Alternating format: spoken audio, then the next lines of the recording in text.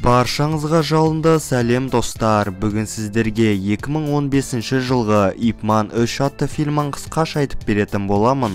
Әрине лайк пен подписаться кнопкаларын басуды ұмытпаңыздар. Ал біз көпке созбай осымен бастаймыз. Посмотрим, чьи кулаки быстрее.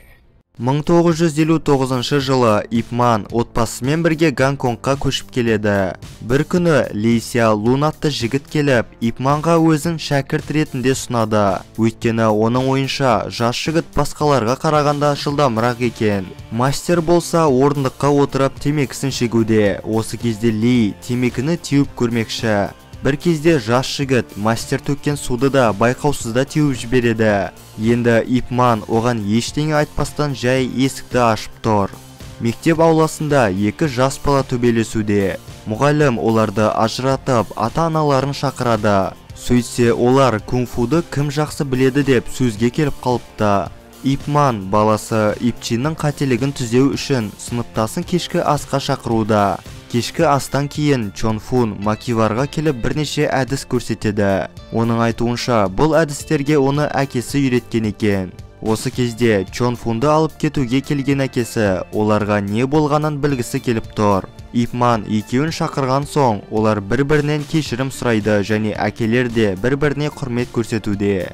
Үйден шыққанда Чун Тин Чи баласына Ип Ман сияқты мықты әрі танымал болуға уәде береді. Түнде ол жертөледегі жекпе-жектерге қатысып, отбасын асырау үшін ақша табады екен. Олар төбелесіп жатқанда Масайн атты жергілікті мафиоз өзінің бастығына барады. Фрэнк оған мектеп ғимаратын сатып алуды бұйырған болатын. Бірақ та Масайн бұл істі бітіру үшін тағы бір ай сұрап тұр. Фрэнк болса оған тек 2 апта ғана береді. Осыдан кейін Фрэнк жекпе-жекті бақылап, Чунның төбелес стиліне қызығуда. Масайның айтуынша бұл Вин Чун стилі, яғни мәңгілік көктем дегенді білдіреді екен. Мастер Тин кафеге жас репортерді әкеліп, оған әрбір үстелдің кімге тиесілі екендігін көрсетіп жүр. Осы кезде ішке Ип Ман кіргенде репортер газет мақаласы үшін оны басқа да мастерлермен бірге фотоға түсіріп алмақшы. Ип Манды төрге отырғызғай жатқанда оған әйелі хабарласып, бүгін би сабағына барамыз деп айтқанын есіне түсіреді. Ақыры ол кешіккен екен, тым болмаса баланы мектептен алып қайтсын. Ғимарат алдында Ип Ман Чунды кезіктіреді және де Чун оған арнап көгергенді басатын дәріні ұсынуда. Әңгіме кезінде екеуі де бір стилді қолданатын болып шықты және әртүрлі уақытта бір ұстаздың шәкірттері болған екен. Ип Манның айтуынша әрбір адамда әлсіз және мықты жақтары болады және ол да солардың қатарында. Чун болса онымен жаттығу ретінде жекпе-жек өткізіп көрмекші.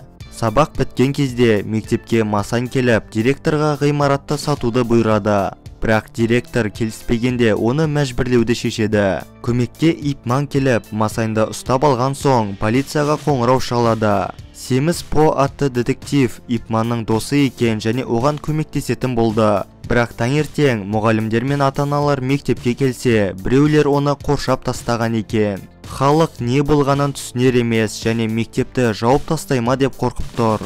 Ип Манның оқушылары қоршауды бұзып, есікті ашуда.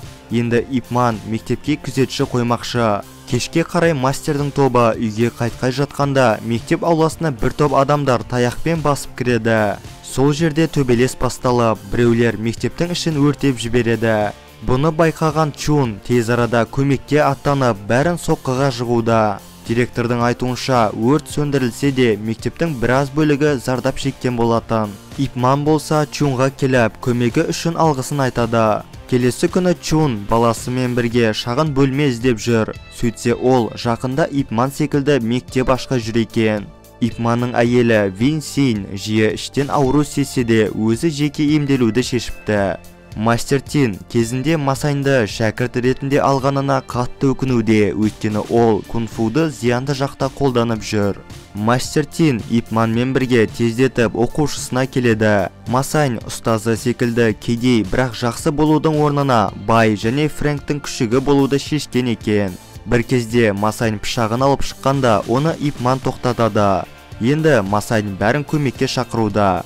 Осы кезде детектив По келіп, оларға пистолетпен тарауды бұйырады. Детективтің айтуынша, Фрэнк полиция бастығын сатып алғандықтан, енді оның қолынан ештеңе келмейді. Дәрігер Синвиннің денсаулығына байланысты ауыр диагноз қойды. Мүмкін бұл қатерлі ісік шығар, бірақ нақты жауабы тексерістен кейін белгілі болады. Масань жекпе-жектен кейін Чунға келіп, оған біреудің көзін жою үшін ақша ұсынуда. Бірақ та Чун жоқ деп жауап бергенде, Масань оған жекпе-жекке басқа жер табуды бұйырады. Сонда барып, Чун амалсыз келіседі. Келесі күні Чун Мастер Тиннің шеберханасына келіп, оған бірнеше ауыр соққылар жіберуде. Осы кезде Ип Манның әйелі оның неге күнде мектептен шықпайтынын түсінер емес. Енді Ип Ман түсіндірейін десе, емханадан қоңырау шалып, оған Мастер Тин ауыр халде екенін айтады. Сөйтсе, Масань медбикеге дәл осылай айтуды өтініпті. Енді олар жігіттермен бірге мектепке бармақшы. Масаньның жігіттері бірнеше баланы алып жүк көлігіне салады. Егер директор келмесе, онда балаларды сатып жіберуге дайын. Жолда мастерге мұғалім кезігіп, жағдайды айтқанда, Ип Ман тездетіп бандаға қарай барады. Масань оның баласын босату үшін Ип Ман оған басын июі керек. Амалы жоқтан Ип Ман оған басын игенде Чун да келеді. Ол да баласын алып кетпекші екен. Масань оның баласын жіберіп, Ип Манға қарсы 11 адам жіберуде. Осы кезде Чунның баласы оған басқа да достарын босатуды өтінеді. Ол қайтып келіп, Масаньмен төбелеспекші, бірақ та мафиоз Ип Манның баласын алып қашып кетпекші екен. Сонда Ип Манның баласы оның қолынан тістеп, биік ағаш бағанаға шығады. Күтпеген жерден әскерлер келіп, бәрін тұтқынға алуда, ал репортер болса Ип Манды баласымен бірге фотоға түсіріп жүр.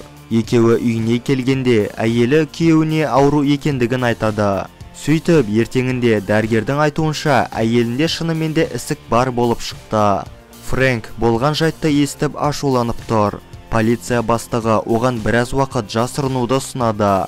Бірақ газет бетінен Ип Манды көргенде Фрэнк бұл істі өзі аяқтауды шешеді.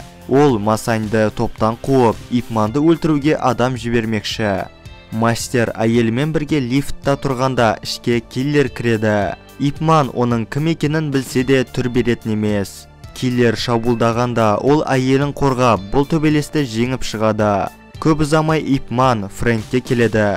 Фрэнк болса Ип Манның денесіне қарап оны менсінбей тұр. Бірақ сонда да оның Вин Чун стилін тексеріп көрмекші. Егерде Ип Ман 3 минут шыдап берсе, Фрэнк оны еркіне жібереді екен. Жекпе-жек кезінде екеуі де бір-біріне ауыр соққылар жіберуде. Тек шешуші соққыға келгенде уақыт тоқтайды. Ал Ип Ман болса келіскендей үйіне қайтты.